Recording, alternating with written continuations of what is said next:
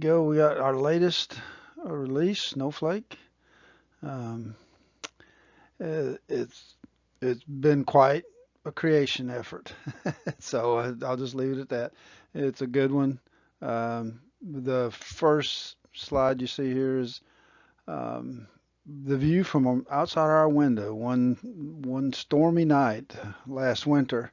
It was a very powerful storm, a lot of wind, a lot of snow. And when we looked out the window, we saw this just whirling snow. It almost looked like, angels flying around. It was pretty impressive.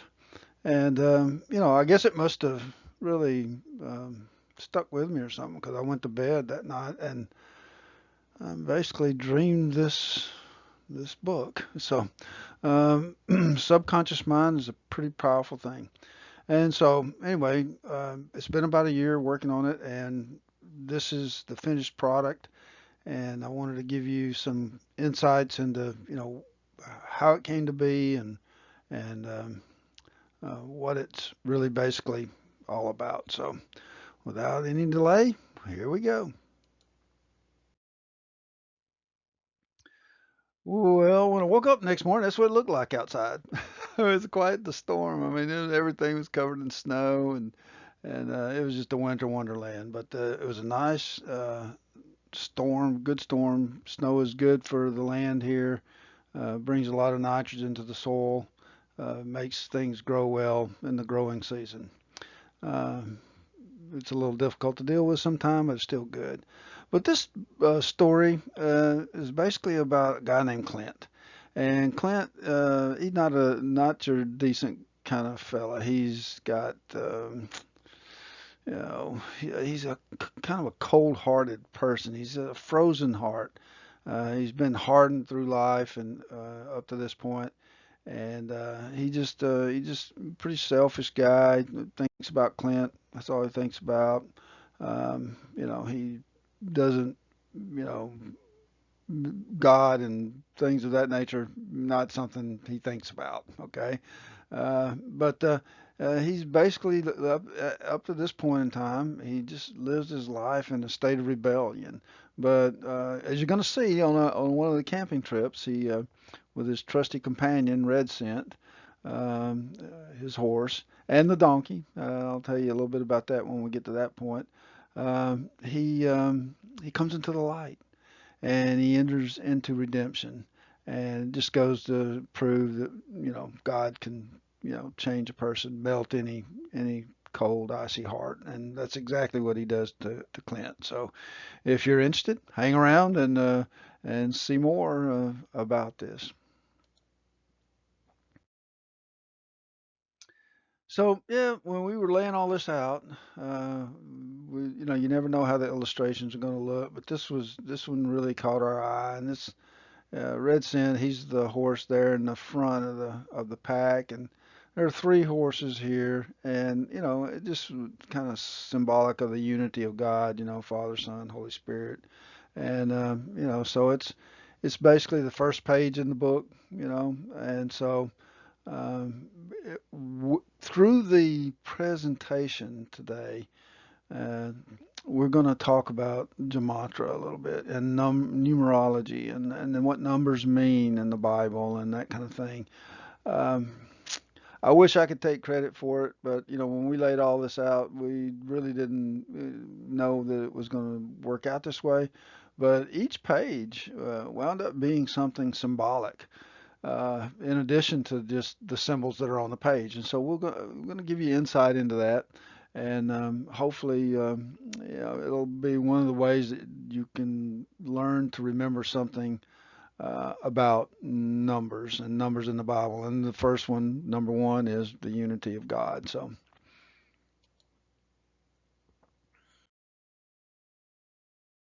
um, like I mentioned earlier, um, Clint is kind of a lone wolf. He doesn't really associate with people. He does his own thing, and he has his trusty animals, pack animals, and horse and stuff. But he don't really think much of them either. He just sees them as a ends to a means or what means to an ends or whatever. But while he's out gathering wood one day, Red Scent goes over and paws out in the snow the words "heaven sent." So when you see later in the book when it's talking about the words that Red Scent, you know, said or wrote, that's what it's talking about. And you know, he goes out and he's like I say he's built a fire and but this particular scene is kind of interesting in a way because there's this snowflake and you can see it there to the right of Clint. It's drifting down, and suddenly the wind hits it and it just shatters and falls into the fire. And the premise of the book is that you as a person are unique. You are a unique person with unique abilities and unique talents. And there's never been anyone like you or ever will be anyone like you ever again. And Clint just happens to be there to see this. And the snowy owl is symbolic of a harbinger of, not good events in Clint's future. Okay, let's just put it that way. And but there's the majesty and whatnot of God's creation all around Clint. He's just basically too focused on himself most of the time to even notice anything. But this snowflake, he sees this snowflake, and it gets him to thinking. So he needs more wood. He goes out to gather more wood. But page 2 is on the testimony. Usually the testimony of two people. It takes two people to establish truth. And so what you have here in this particular case is a donkey and a horse, and not people, but um, they're establishing this truth that these things are heaven sent. And that's the basic premise of the deliverance that the the Savior provides comes from heaven, and so does all the other blessings and things that are worth having in life. They're from God. They come from God. Um, the third page is a victory over death and the promise of life. And so, when Clint's sitting here, he's looking at these snowflakes and stuff, and he's contemplating, what's gonna happen to me at this point. He's thinking, wow, that snowflake, the way it ended, the same thing could happen to me. Is this what this is really all about? Just me, myself, I, whatever. But he has to go out, and he needs to go out and he needs to get more wood. And so while he's out there, he's just looking at the creation, and it's a storm. I mean, there's lots of snow coming down, but in behind him, he doesn't even notice. There's a snowbow, and the snow rainbow is behind him, and the rainbow is symbolic of uh, God's mercy, okay? And, God created on the fourth day. He finished the creation, basically. I mean, he was done with the light and the waters and the earth and, stars and heavens. And all of that was completed on the fourth day. And then he got around to, making, people and animals and things of that nature. So um, that's scene 4 or illustration 4. And it's kind of interesting to me that Clint doesn't he knows something's up, but he doesn't quite know what yet. And so he goes back and he sits down at the fire.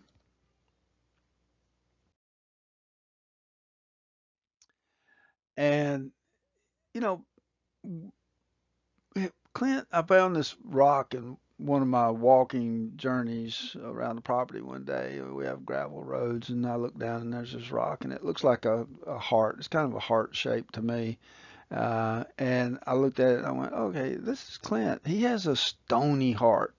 His heart is hard and cold, and it's just not a friendly place to be. And in general, I've mentioned this before. We all have about 4,000 weeks on average. Some a little more, some a little less. Some a lot less, and some a lot more. But those are usually the exceptions. In general, the average is about 4,000 weeks. And Clint has spent a lot of his weeks wasting time. And I mean, I think the famous last words of an actor. Not too long ago, he passed. I think it was David Cassidy or something. His last words were, "So much wasted time," and that's basically what Clint is. He's just wasting time. I mean, he's self-centered and whatnot. Um, but this the fifth and sixth scenes, grace and favor and spiritual growth, it has caused him to kind of take a look at himself. He's looking at himself, examining himself, and whatnot. And the scene with the donkey. Um, we have donkeys here on the property, and they're wonderful creatures. But they have crosses on their backs, and so that's the way the donkey came into the book was originally I was going to do this book through a different publisher, but they wouldn't allow talking animals.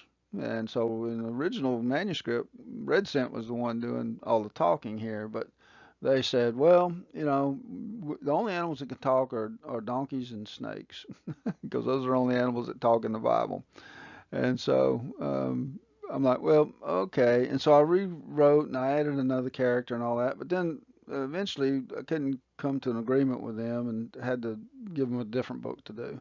But now I had this donkey character, right? And actually, I thought, well, this is, Lord works in mysterious ways, the way I look at it, because the donkey is actually a neat character, and so he's there, and Clint's sitting there at the fire, thinking, okay, and he just saw this snowflake disintegrate and fall into the flames and be destroyed, and he's like, wow. I need to change who I am. And inadvertently, when he did that, the words "I am" are basically the Hebrew name of God, and most folks remember that from Moses, "I am that I am has sent you." And Jesus even said when they asked him if he was God, he said, "I am." And so, um, he whether he meant to do it or not, and I think he probably meant to do it because you cannot resist the effectual call of God. I mean, if He calls you, you you can resist, but you will not prevail. And so, but he has this real need that he realizes that he needs to change. And so I'm sitting there thinking, oh, okay, he's sitting there looking into the fire, thinking about his fate. And behind him, there's all this stuff going on. The rainbow previously he didn't see. In this particular case, is the gate of heaven, if you will, is open behind him with the angels. And I thought, well, got to have this, kind of stairway thing leading to heaven. And I'm like, what can I do for that? And I thought, well, DNA, DNA. And so I got myself a snippet of DNA molecule, and I said to the illustrator, make the stairway to heaven look like a DNA. And so that's what that kind of shape look is. It's a DNA molecule and or strand. And it's kind of interesting, but I read recently that you're a pretty complex person, and this is the whole idea behind the snowflake is that you are unique in the creation of God. You are a unique person with unique abilities, and basically you don't need to let people put you down. You're special, and you're special to God, and you're special to me, and you're special to a lot of other people. And so be who you are and be yourself. But I read recently that DNA molecule, if you stretched it out, would be 50 billion with a B, billion miles long. I'm like, wow, that's a lot of code. and being a programmer, working in programming world, I mean, I'm going to tell you, if I came across a computer program that was 50 billion miles long, I would definitely be thinking, this is no accident. Okay, this is not an accident. This someone thought this up. Okay, whatever you want to call that, someone or something, I call it God. But something thought this up. Okay, something created all of this. And so, anyway, Clint has his stony heart, and the number seven is symbolic of perfection, which it doesn't get any more perfect than the scene with Heaven's Gate. There's 10 rays of light there.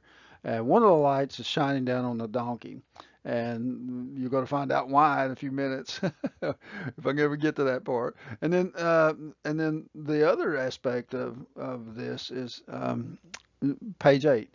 New beginnings, resurrection, and divine intervention. And when Clint, this is page 8 of the book. When Clint says the words, I am, well, he sets in motion a whole series of events that are actually quite phenomenal. So,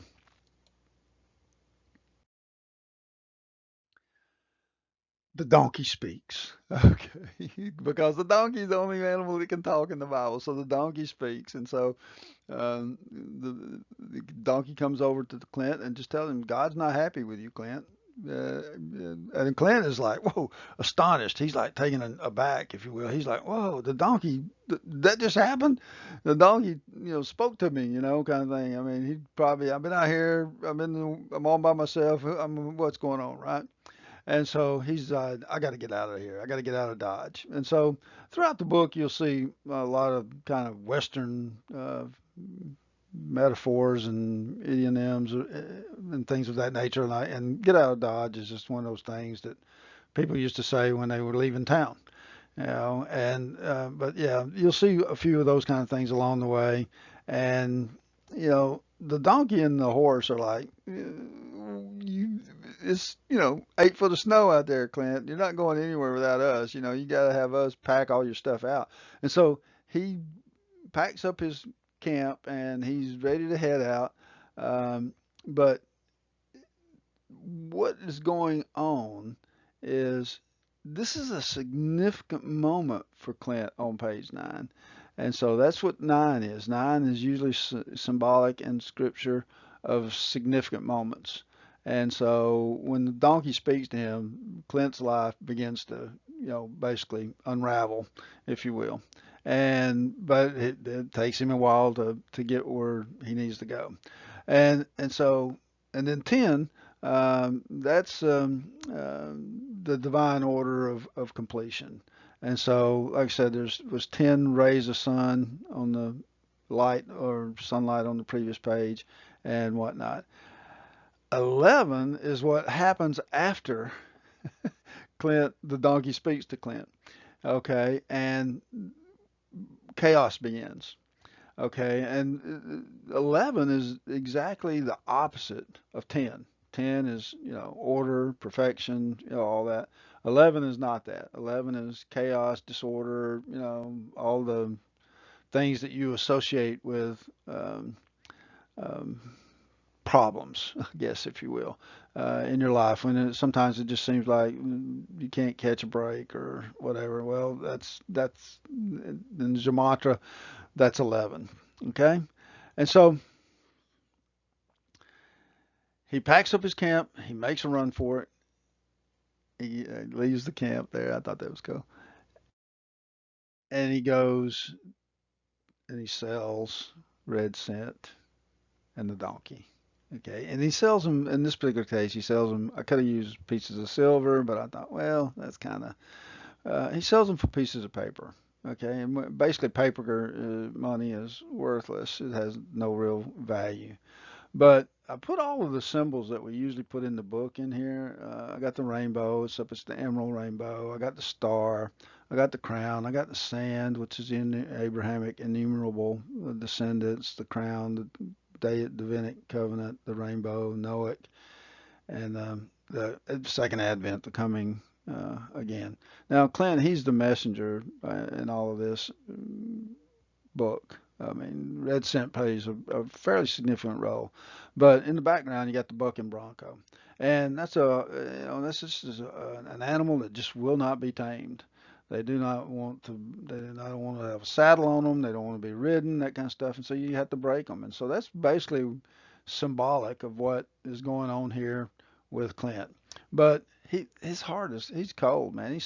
He sells his only two companions that he's got in the whole world for nothing to a place, and he gets a note, a promissory note to repay. But when he's getting this money, he's thinking he's not ever coming back and going to redeem these animals. He's just going to leave them, which is kind of a sad thing. But anyway, Clint's frozen heart.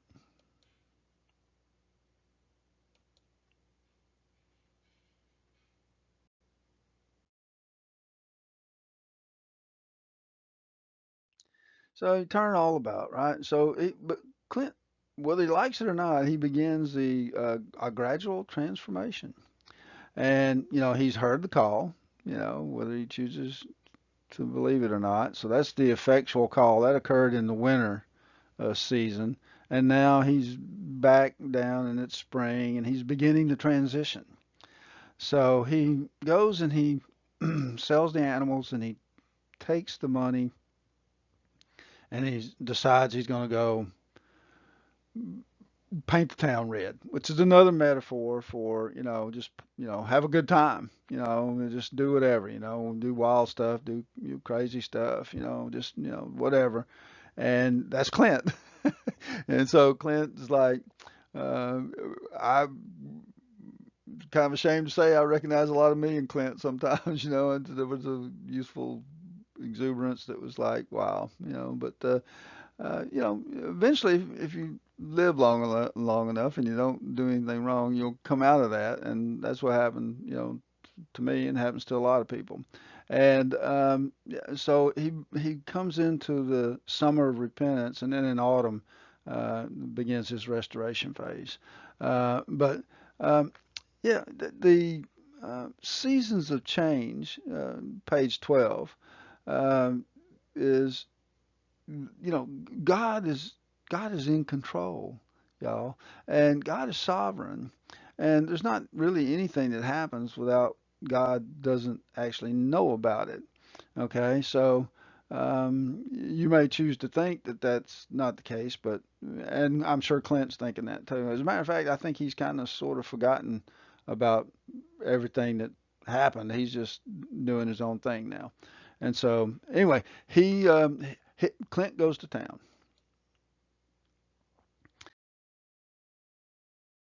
and on this particular page, there's a lot of symbology. Okay, and so like I said, God is sovereign. He's in control, um, and He has all governmental authority. So believe it or not, He's in charge of you. He's in charge of me. He's in charge of everything.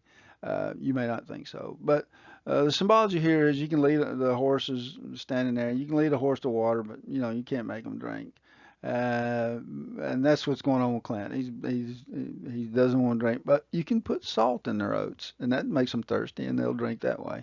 And then there's this woodpecker on the tree. The tree that's in this is kind of interesting. I'm driving down Highway 40 out here, and there's a funeral home across the way on the left side of the road.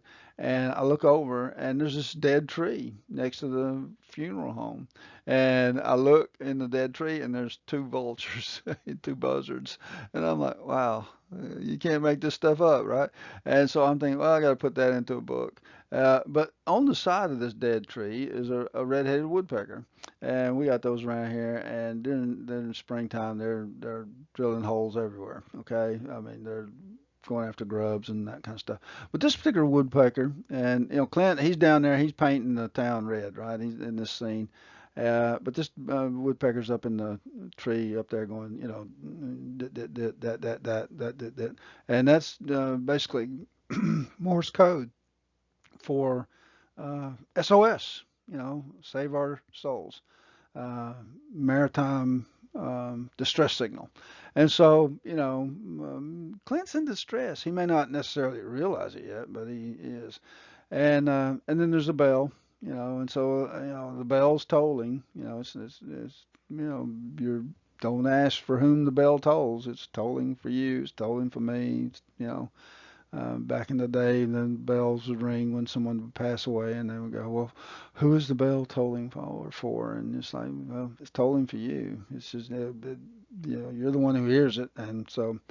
But then there's the black-hearted buzzards. They don't have any. There's no mercy in them at all. But and then there's the mail uh, delivery system. God sent you a letter. He sent you His Bible. He sent letters, love letters to you. He loves you. He cares about you, and He wants the best for you. But you gotta want to be with Him. He's not going to force that. And then there's Boot Hill. Boot Hill's another one of those Western things. Just like the Bite the Dust railway station up there, Bite the Dust was, and so Clint has all of these hints, if you will, all around him. He's just choosing not to heed any of them, at least not yet, anyway.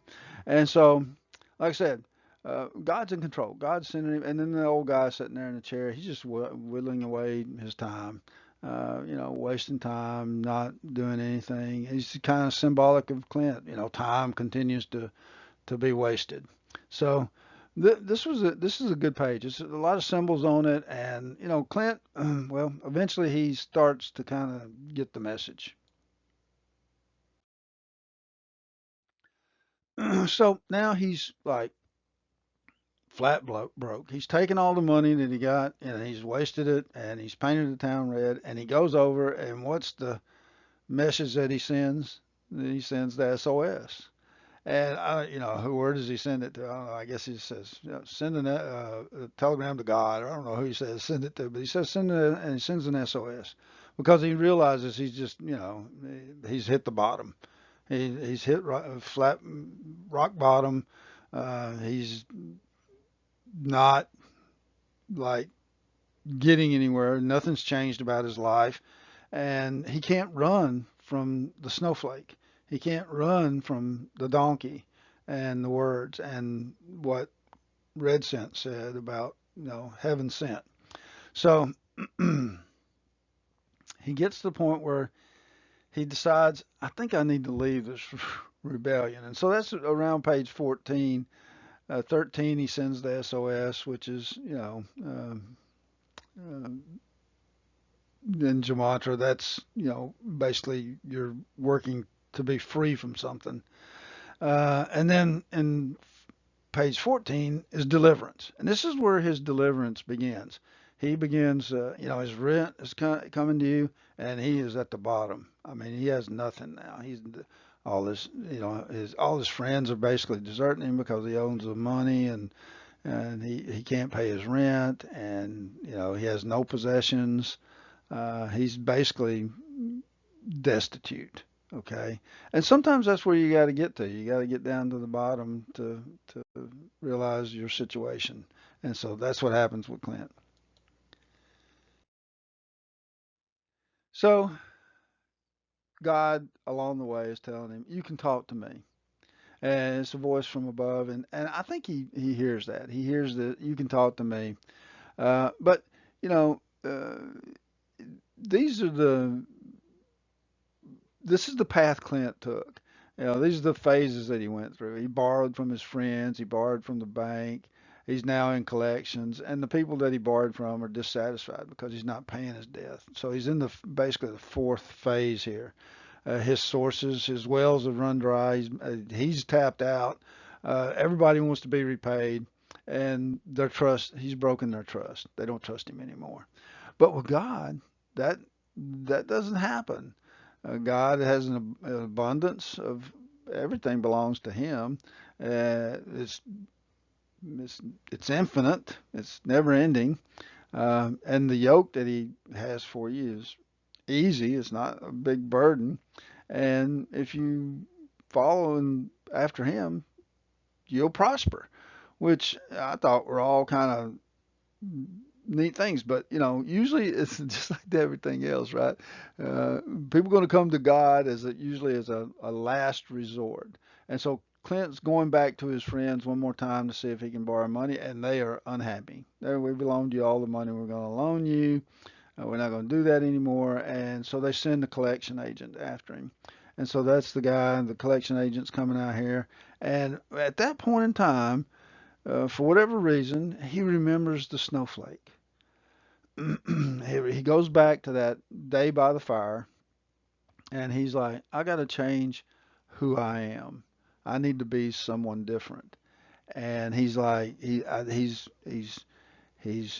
spent all his money. He's hit rock bottom. He's in collection, and that comes back to him. That memory comes back to him, and so he's like, I need to change who I am again. So he's like, okay, well, I think I'll read some poetry. So, and so he picks up this book of poetry, this Ask poetry, Ask, Seek, Knock, as everybody knows. And the dedication in the front of it is from Isaiah. And it says, I will bring the blind by a way that they knew not. I will lead them in paths that they have not known. I will make darkness light before them, and crooked things straight. These things I will do unto them, and not forsake them. And so he reads that in the dedication of the book, and his eyes are opened, and his heart, his cold, stony heart, begins to melt. And I don't know if you've ever seen that happen, but when it happens, it's like it's a transformation on a person. You're just like, wow, who are you? You're just somebody different now. And when I woke up from after the previous night, watching that snowstorm and whatnot, I woke up and this poem came to me, this Majesty Impromptu, and I included it in the book. And we don't really have a whole lot of time to go over it, but he reads that poem. That poem is in the book that he's holding, and that's why I put it here and I put it in the book. It's really not at a kid level; it's more of an adult level. It's whatever, but it's an interesting poem, and basically it comes down to, snowflakes are unique, and there's never been basically another one like any snowflake that's here today. And all through time, the 6,000 years of this creation, there's been probably trillions and trillions of snowflakes, and no one of them is alike. They're all different because the molecule structure is different. So they're just not duplicatable. And so neither are you. Your molecule structure is different. Your DNA molecule is unique to you and you alone.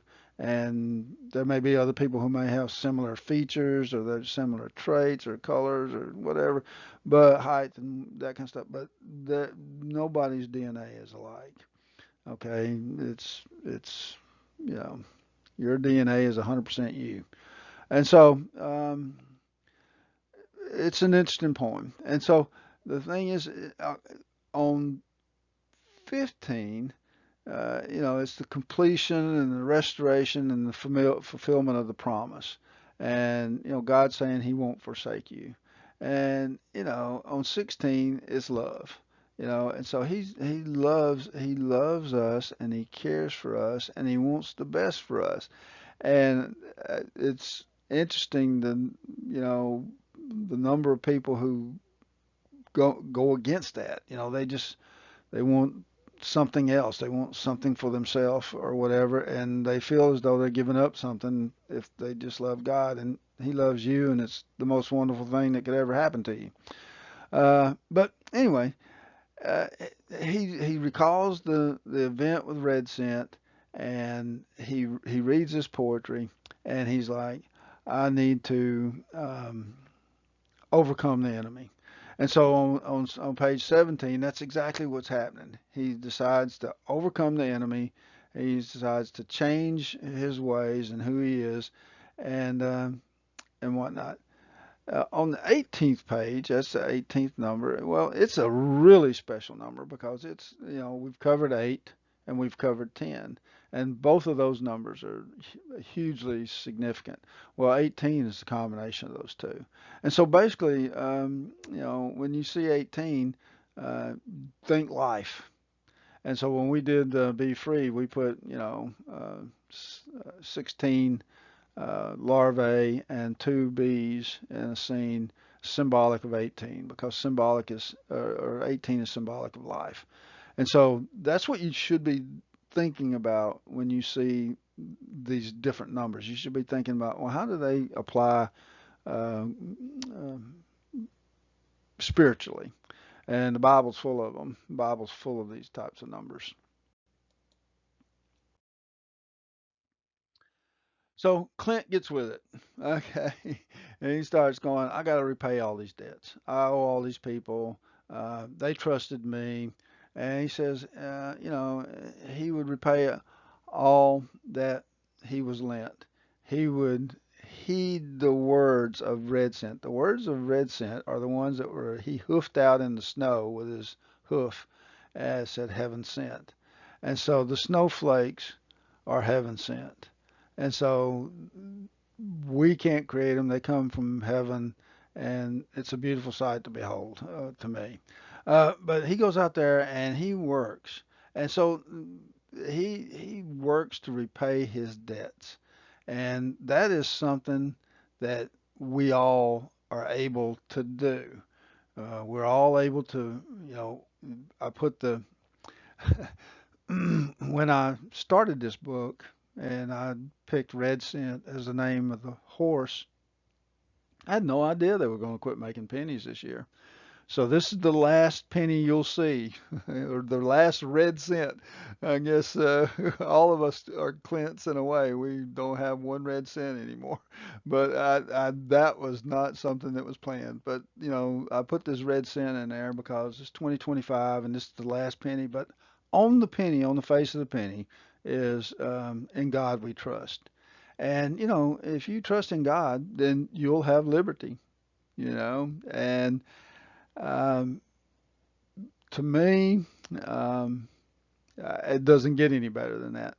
But there's one debt that we cannot repay. No matter how much work we do, no matter how many acts of kindness we do, no matter there's one debt we can't repay, but it's already been paid for us.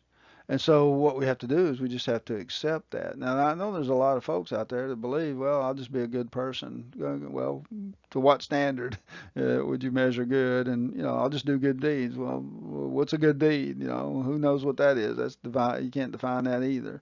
And so the thing is you can't work your way into heaven. You can work to pay your debts here on earth. You can do that, but you can't do enough good deeds or works or whatever to get yourself into heaven. You have to have someone who's already paid the price. And so this is an interesting aspect of the book.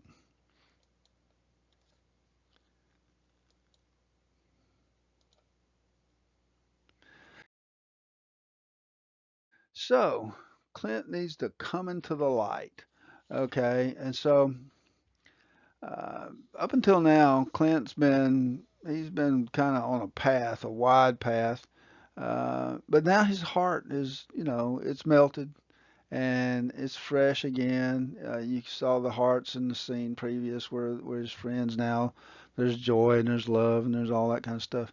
But this particular scene is the transformation scene, and so without further delay, really, I mean, because this is just so good, we'll get to that. And so here we are. We have Clint. He has his bundle, and he's on a wide path, and he's on a wide path just like a whole lot of other people are. Okay, but in this particular scene, Clint gets freed from the bondage that he's in. He in the previous pages he's learned humility. He's learned what goodness is and what truth is and the aspects of that. He's learned to be a man of his word and all that. And so the transformation has happened. I mean, he's called out to God. I got to change who I am. And God has called back to him and said, you can talk to me. So he has. And, he's ready to turn away from that old life. And so in the left hand scene over here, you see basically the dark Clint. He's kind of scruffy looking. He's got chains. He's got this heavy burden. He's got a lot of company. There's lots of people there with him, and he just has all these idols. And usually the idols are usually they revolve around him. And I, me, my, the ones we all know of today. And but his burdens are heavy and whatnot. And he's really not blessed. I mean, nothing really seems to go his way, okay, on this other path. But he decides that he's going to accept the offer. And that's when he comes into the light. He turns basically away. All of his burdens are taken away. The chains come off of him, and he cleans up his act. He cleans up his act. He becomes a different person. He changes who he is. He approaches God with reverence and respect. That's the whole idea behind putting the hat on the chest. Is something that men used to do. It's called the veil. And so he approaches God with respect and reverence and all of that. And he's the spirit now lives in him. He's spirit called, okay? He has the 10 rays of sunshine, light shining on him, which is the 10. We've covered that, what the blessing is associated with that. He's turned from all of these idols. And so on 21, page 21, is symbolic of new beginnings and transformation and divine guidance. And so the Lord lights his path. His path is straight, it's narrow, it's not wide and crooked. But the other thing you notice is he don't have a whole lot of company. There aren't that many people on the straight and narrow path and whatnot. So whereas before, in a strange sort of way, Clint was a loner with lots of company. Now he's not. He's alone, but he's not alone. He has God. And it's just kind of an odd paradox, if you will, when you think about, the situation that he was in before and the situation that he's in now. And so 22 is a representation of restoration and blessing, and above all, spiritual insight. He's a whole person now. He's not just like a peaceful person like he was before.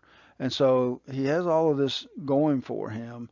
And um, once you have your salvation, you can't lose it.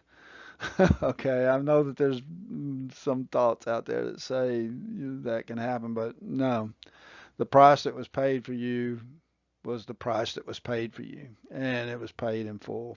And so, one of the things you should do is you should remember the price that was paid for you, and you should be wary of that. But you can never lose your salvation.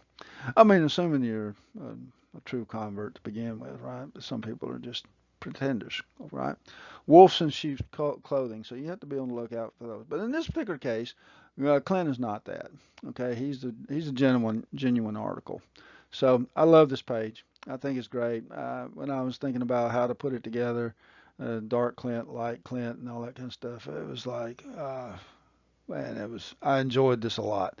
This was a difficult one to communicate to. It was hard to, back to back Clints and stuff, and so, but yeah, it's like two different people, two different realities, if you will, and the reality on the right is the good one.